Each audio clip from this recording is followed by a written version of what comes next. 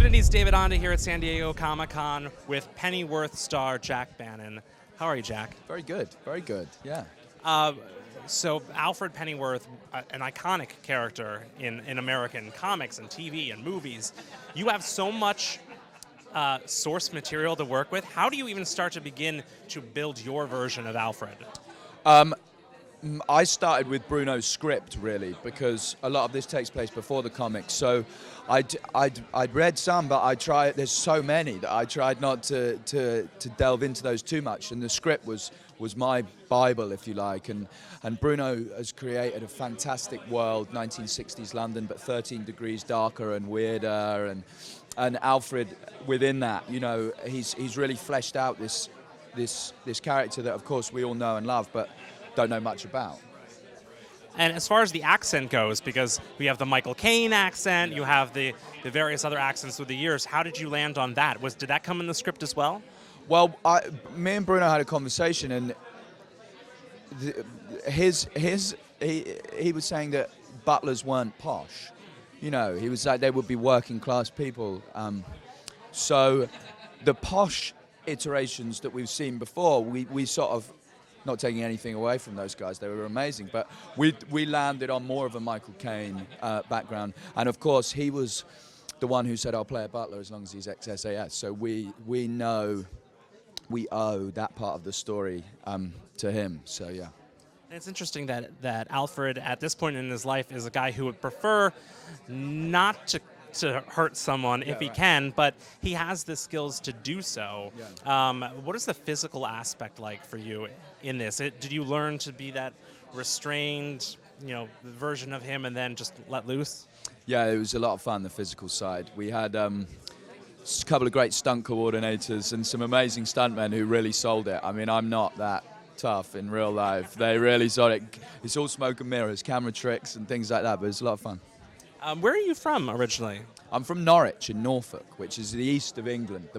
London's like here, if you're looking at the map, and it's up on the bump on the side of the country. It's about 2 hours east.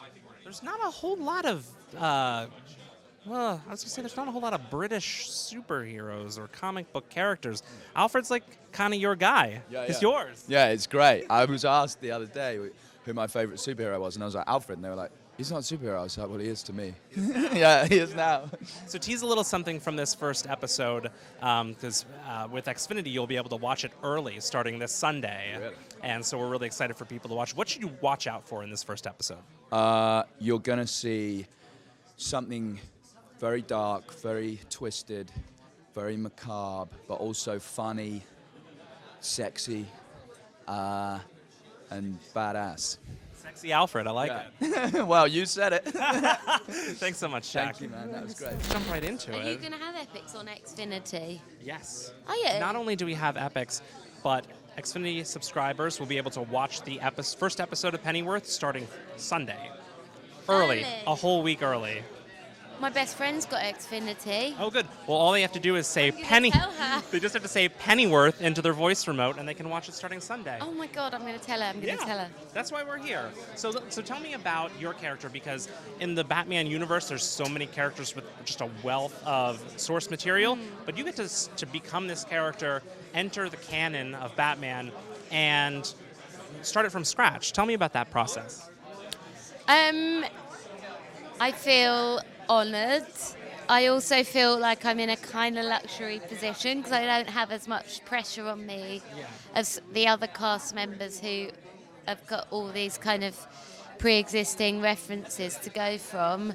But I feel excited as well because it's 2019 and I think the female villain needs updating, and I feel that we've done a good job at that.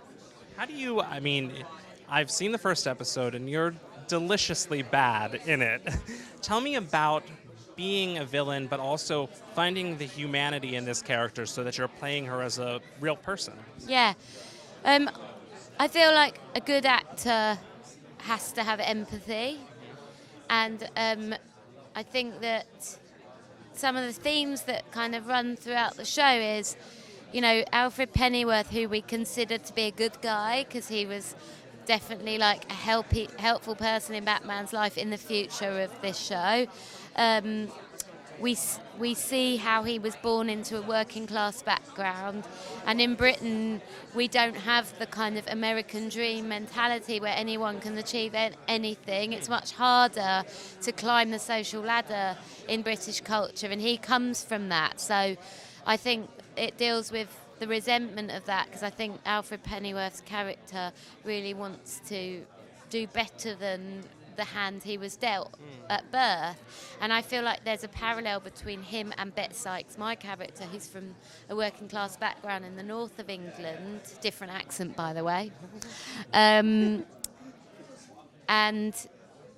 one has, I guess for want of a better word, become a good guy and one's become a bad guy. And actually what we realise when we watch the show is that there's a lot of blurred lines between those two concepts, as there are in society, that we can easily, manipulate people into thinking one thing's good, one thing's evil, but it's not as simple as that. And everybody in the show believes their own cause to be the most important and the good one, just like in real life.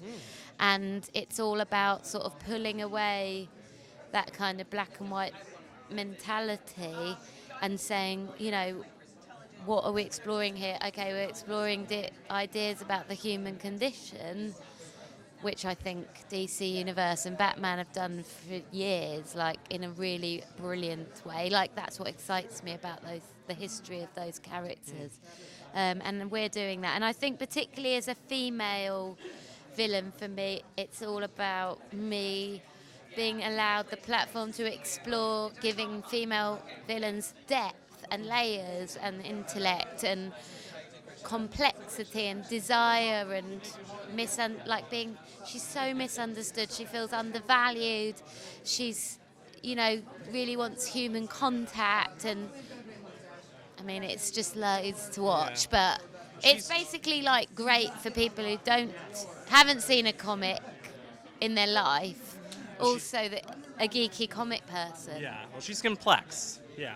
Thank you very much. That's why the question was really long. The answer was really long. Sorry, everybody. Thank you so much. We're in it. It's happening right now. So Thomas Wayne, is it nice to... Is it fun to play a Thomas Wayne that isn't just getting shot in an alleyway? Yes, it is. And that's what everyone says. Like, so you die. Any friends that have been like, what are you up to? I've been like, I'm playing Thomas Wayne. And they go, cool. And then they go, but don't you... So you must be just dying and whatever it is. And I'm like, yeah, but we're set. Our piece is set way before that. So it's about how he ends up there, basically. But that's the really fun part of playing this character, is like looking at how he becomes that man, how he becomes the kind of moral, upstanding, philanthropic citizen he does that we know from the canon.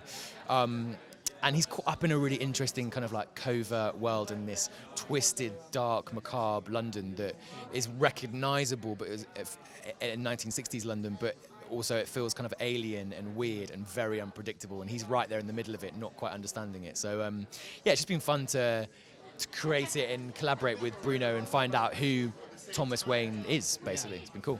Without spoiling anything, I know the first episode does kind of leave us wondering where this journey between Alfred and Thomas Wayne goes. Yeah. What is that collaboration going to be like with them moving through the season?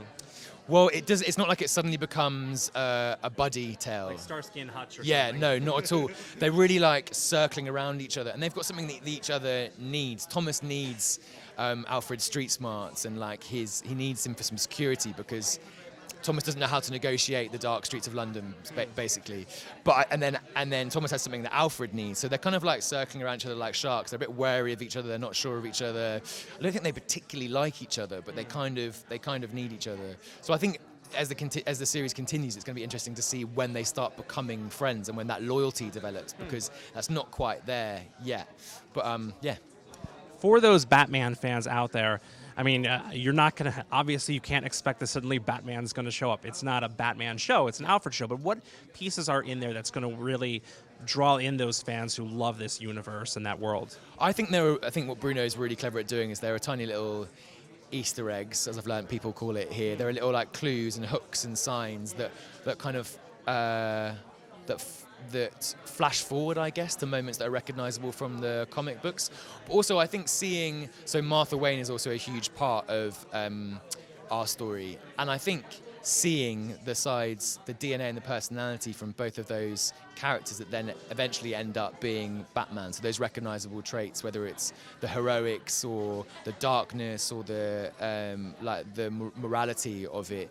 I think that's a cool thing that you'd kind of like be able to look at the comics and go, oh yeah, that's playing out in Pennyworth as well. Yeah. Do you miss your mustache? Oh, I do, yeah. I got weirdly tied to it. And then when I shaved it off, I was like, none of my clothes suit me anymore because I've been used to just having this thing. So, yeah, it's been hard to get used to my face without You're it. back to being a no mustache guy, which is a different type of guy. It's boring. It's really boring, I have to say, yeah. Thank you so much.